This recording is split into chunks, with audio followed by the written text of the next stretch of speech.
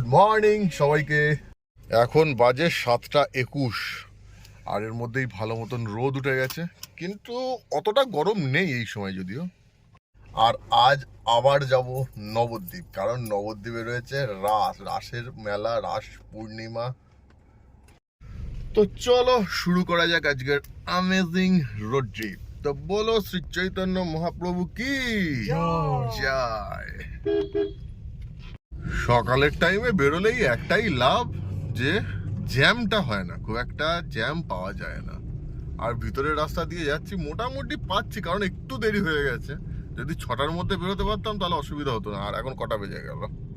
প্রায় 7:45 বেজে গেল। আমি যদি আরো 1 ঘন্টা আগে বেরোতে পারতাম তাহলে ভালো হতো। আরে ভাই সিগন্যাল আছে, সরে যা সরে যা, আগে রোডটা ক্রস করি। যাক, প্রায় কলকাতা থেকে বেরিয়ে গেছি। আর একটু সময় লাগবে, আর সামান্য, আর 5 মিনিটের মধ্যে কলকাতা থেকে বেরিয়ে যাব। ব্যাস, কলকাতা থেকে বেরিয়ে গেছি, আর চিন্তা নেই। এবার সামনে হচ্ছে দ্বিতীয় হুগলি সেতু পার হবো। এবার সাঁতরাগাছিতে জ্যাম পাবো নাকি বলা একটু মুশকিল হয়ে যাচ্ছে, তো দেখা যাক। সাঁতরাগাছিতে যদি জ্যাম না পাই তাহলে তো বিন্দাস। আর আজকে ডাইরেক্ট নবদ্বীপ যাবো না, আজকে আবার সেই দিদাকে নিতে যাব। দিদাকে নিয়ে তারপর নবদ্বীপ যাব।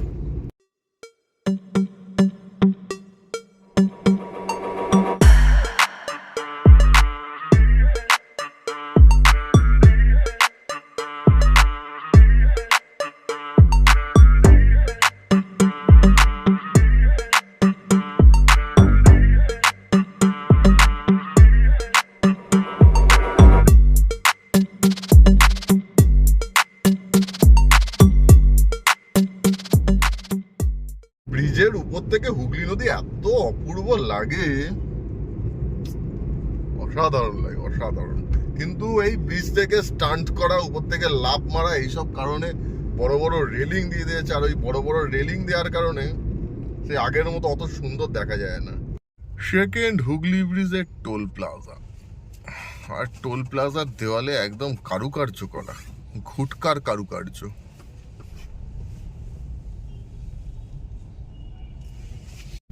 এখানকার এই কাজ যে কবে শেষ হবে আর কবে যে রাস্তা ঠিক হবে, এখন মোটামুটি 4-5 বছর ধরে রাখো। 4-5 বছরের মধ্যে কিচ্ছু হবে না, এই নরক যন্ত্রণা ভোগ করতে হবে। তাও তো ভালোই, সকাল বলে সেরকম জ্যামটা পাচ্ছি না। এটাই আস্তে আস্তে যত বেলা বাড়বে, ও বিকেলের দিকে তো একদম কান্না চলে আসবে এই রাস্তায় যেতে আসতে। হাওয়াটা চেক করিনি, সকালবেলায় মনে হচ্ছিল টায়ারে হাওয়া কম ছিল, আর আমি দিয়েও নিয়েছিলাম। এখন আরেকবার চেক করে নিই।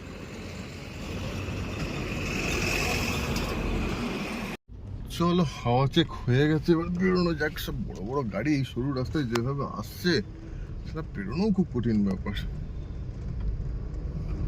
কারও একটুও ধৈর্য নেই। এই যে বাস একদম পুরো পিছনে একদম চলে এসছে, একটুও ধৈর্য নেই কারো। একদম মনে হয় যেন একটু বেরোতে দিলেই তার বিশাল লেট হয়ে যাবে।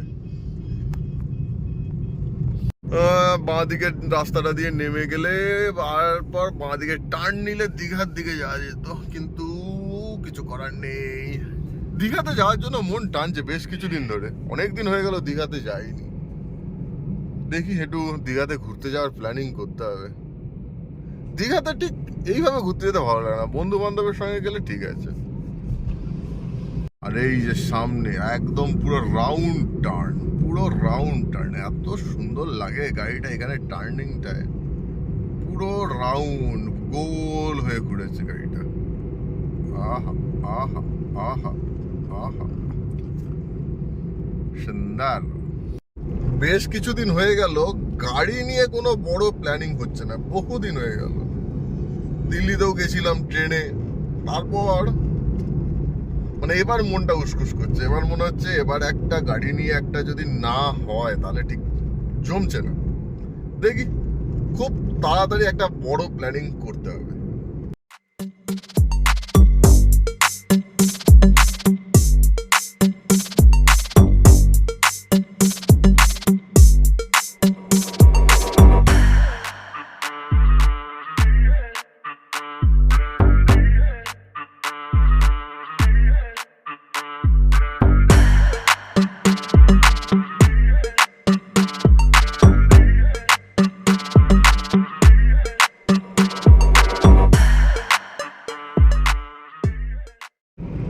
ডানকুনি পার হয়ে গেছি, আর কিছুক্ষণের মধ্যেই বর্ধমান ডিস্ট্রিক্টে ঢুকে যাব।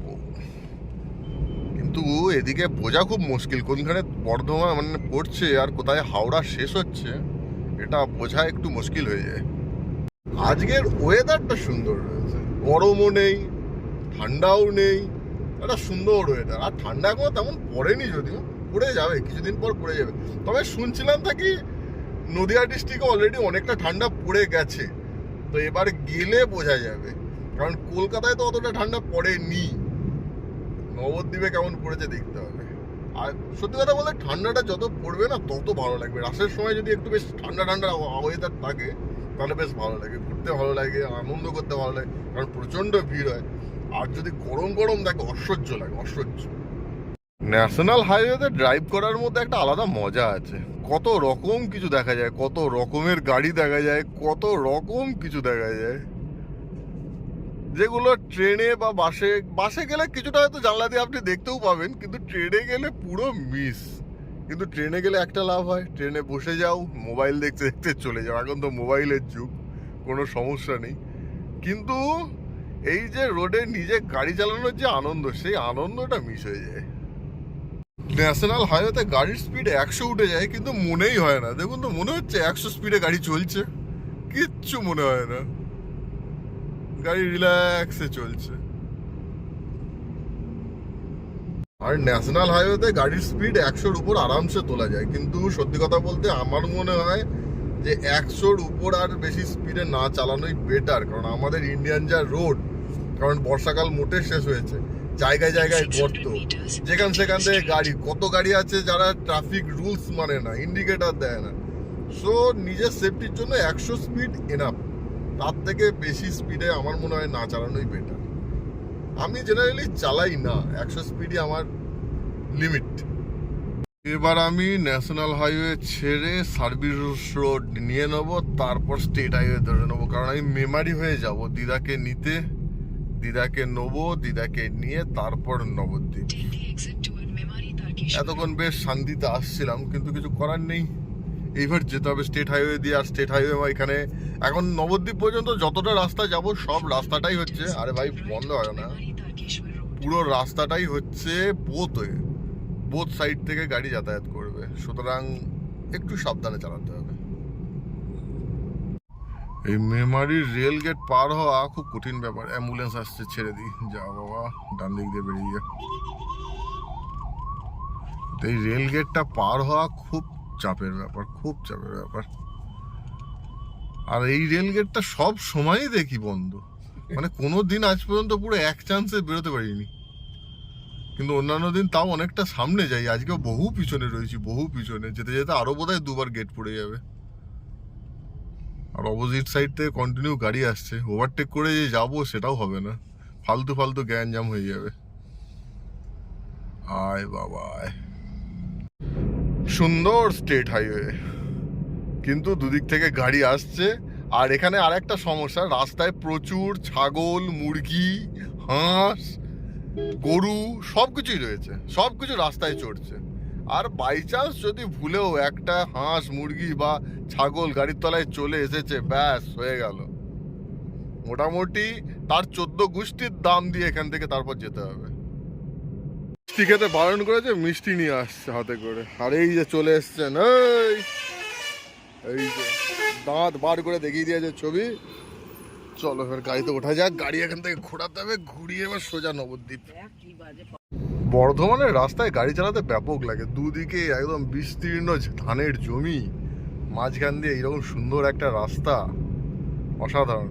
কিছুদিন আগে পর্যন্ত এই রাস্তাটা খুব বাজে ছিল, কিন্তু এখন যথেষ্ট ভালো হয়ে গেছে, সুন্দর রাস্তা করে দিয়েছে।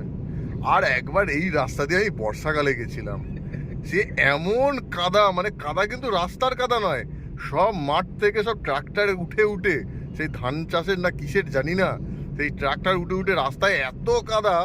আমি যখন গাড়ি নিয়ে কলকাতায় গেছি, মানে গাড়ির আর রং দেখা যাচ্ছে না, শুধু কাদা দেখা যাচ্ছে, গাড়ির ছাদে পর্যন্ত কাদা।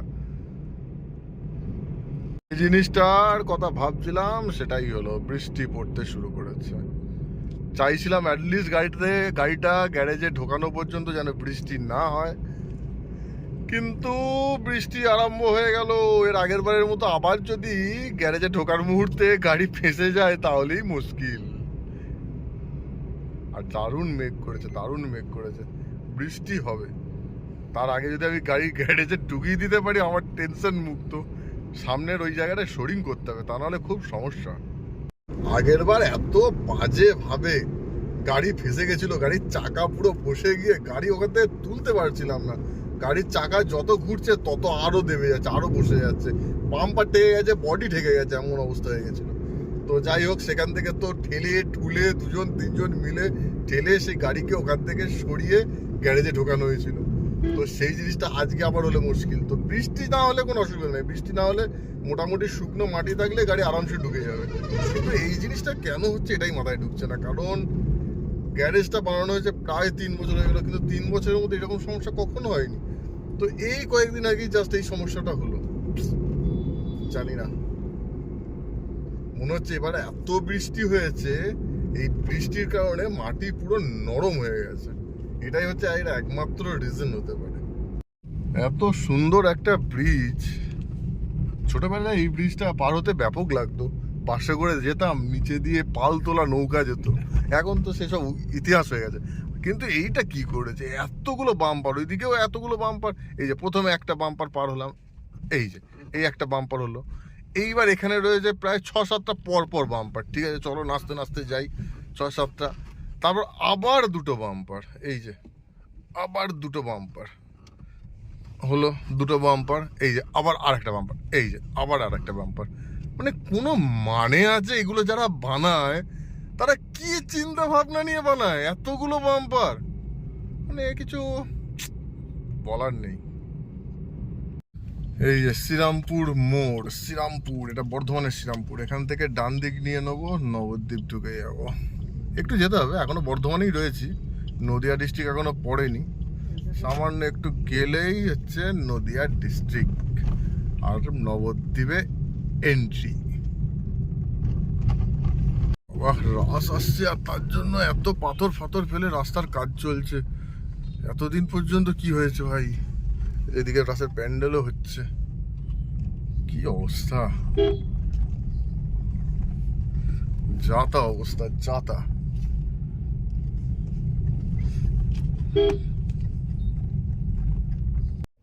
এই নবদ্বীপ ঢুকতেই রেল গেটে আটকে গেছি। কোন ট্রেন, এক্সপ্রেস ট্রেন আসছে নাকি, নাকি শুধু ইঞ্জিন যাচ্ছে? না না, এক্সপ্রেস ট্রেন, মেল ট্রেন যাচ্ছে।